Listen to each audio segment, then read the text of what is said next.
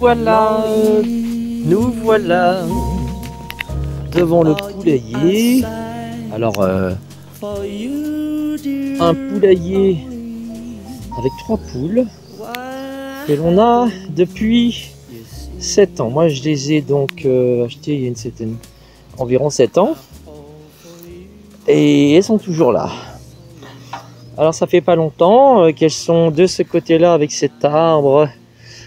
Sur ce boulot qui est un, regardez, c'est un boulot d'un certain âge quand même, hein. Voilà, qui est à la maison, chez moi, voilà. Donc adjacent à notre maison, hein.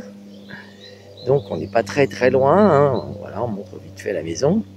Voilà, on n'est pas très loin de l'habitat principal. Ici, il y a un cerisier. Pourquoi je vous montre ce cerisier? Parce que vous observez au milieu quelques bouts de bois qu'il peut y avoir. Alors, je ne sais pas si on les voit bien là, c'est pas proche.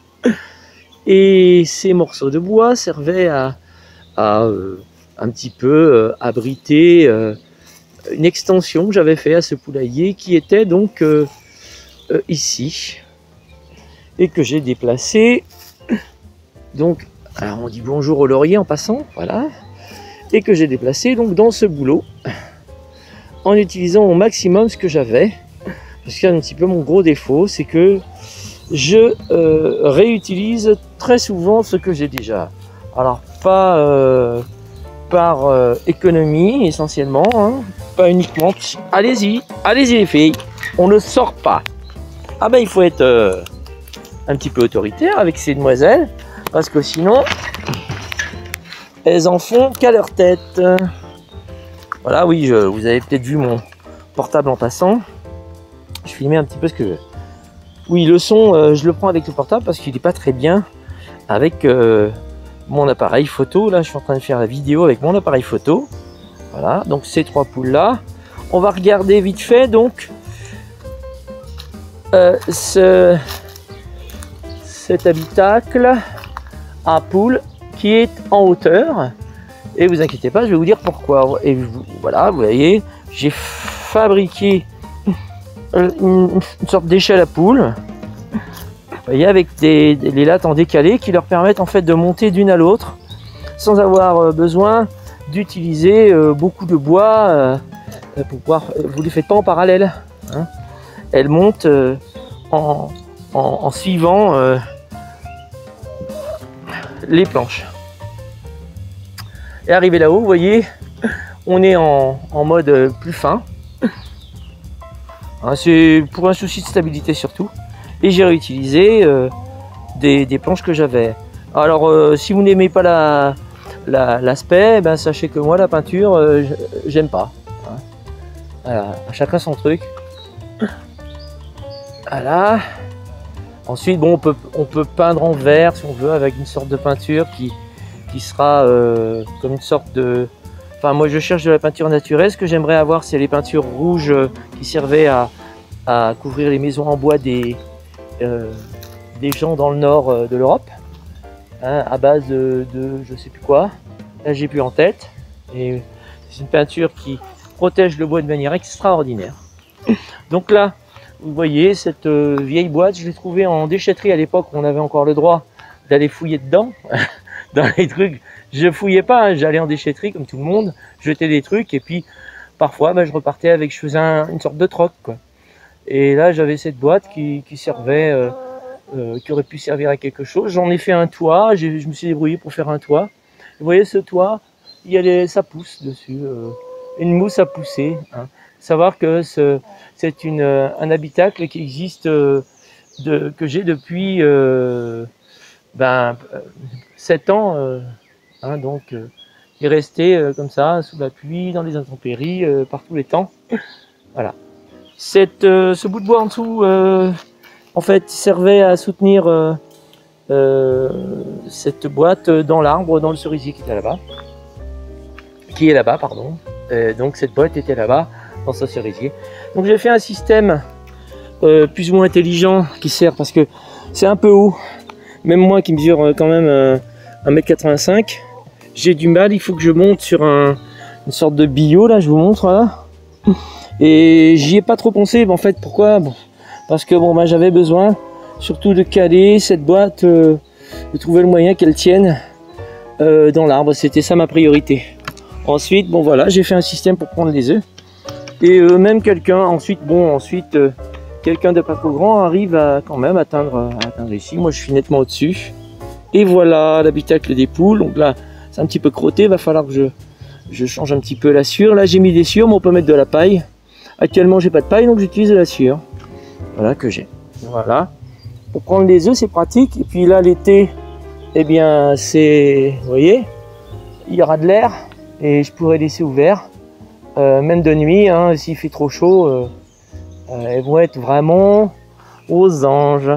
Donc là, en journée aussi, là j'aurais pu laisser ouvert, parce que quand elles font des œufs, elles pondent. Hein. Bon ben elles aiment. Parfois il fait un peu trop chaud aussi. Bon en ce moment il fait encore. Il fait voilà presque. Il fait bon aujourd'hui, mais ça faisait longtemps qu'il n'avait pas fait aussi bon. Hein. Ça faisait quelques jours. Allez hop. Et quelques semaines peut-être, 2 semaines. Allez, je referme. Voilà, avec un système, toujours en réutilisant des choses, hein, des gonds.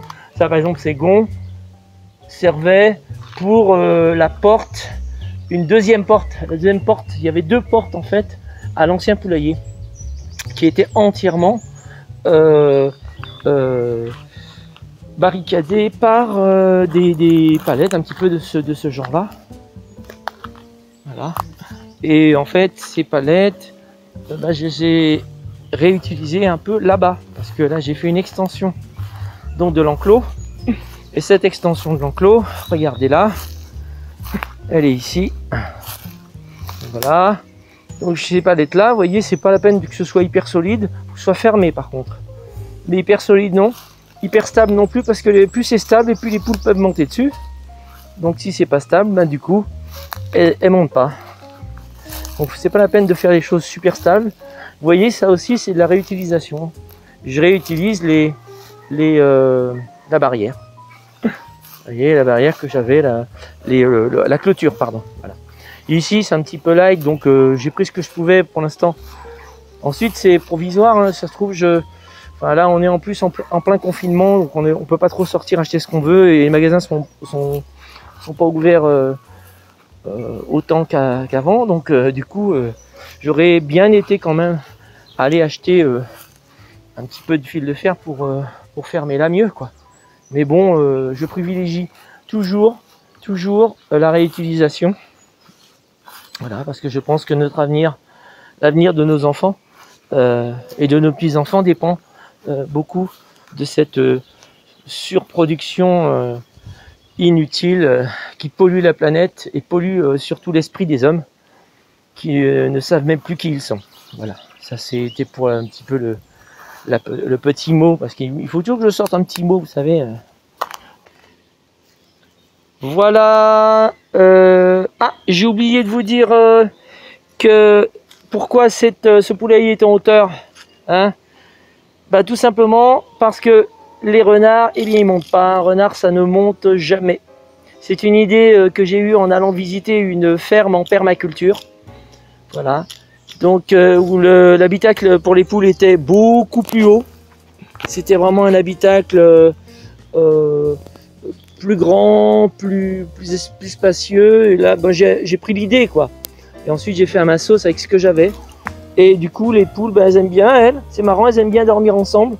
Surtout qu'il ne fait pas très chaud quand on est séparés. Là, elles sont ensemble. Elles n'ont pas besoin d'un habitacle hyper grand. Elles pondent, pardon, dans leur habitacle, là où elles dorment, ici. Et puis le soir, si jamais je leur reste leur œuf, j'ai oublié de le prendre, eh bien, il est poussé vers le fond, là où elles sont. Elles sont sur une sorte de branche, hein, elles sont perchées dedans. Hein, voilà. Donc elles n'écrasent pas leur œuf. Ici, il y a un habitat pour s'abriter. C'est là que je voulais qu'elles pondent, mais finalement, c'est pour s'abriter de la pluie. Hein. Là, actuellement, c'est le chat qui l'utilise beaucoup parce que elles n'ont pas encore eu beaucoup de pluie. Elles n'ont pas eu encore la nécessité de l'utiliser. Elles préfèrent rester un petit peu mouillées. Elles sont sous un arbre, sous un beau boulot maintenant. Voilà. Donc qui se contente d'être un beau boulot, hein. Pas comme certains hommes hein, qui ont tendance à oublier qui ils sont. Hein. Voilà. S'ils se contentaient d'être de simples humains, comme ce boulot, qui se contente d'être un beau boulot, hein, eh bien ça se passerait peut-être mieux pour tout le monde. Voilà. Donc ça c'était pour la petite, la deuxième petite phrase. Allez, donc on va dire comment elles s'appellent les poulettes, ces poulettes là. La boiteuse Jessica. Ah oui, la boiteuse Jessica. Et les deux autres, Lily et Rose. Lily et Rose. Alors la boiteuse, voilà, ça c'est Jessica là qui boite.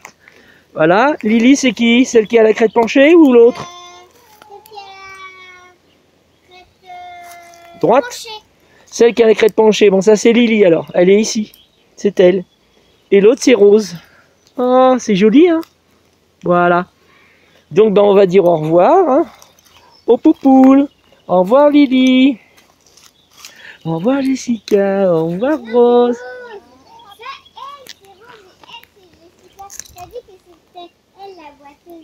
Non, non, c'est elle la boiteuse. Je la reconnais, elle est ici la boiteuse. Hein? Oh ben oui, j'ai la patte qui se pose pas moi. Oh, allez. Mais bon, elle se porte bien. Elle pond très bien, elle est en pleine forme. Vous voyez, la crête est bien rouge. Hein? Voilà. Allez, c'est tout pour la présentation de ce poulailler permacole, hein, on pourra dire ça. Hein? Voilà. Allez, au revoir.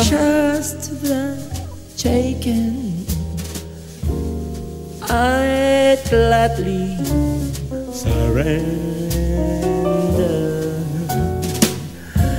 myself to you, body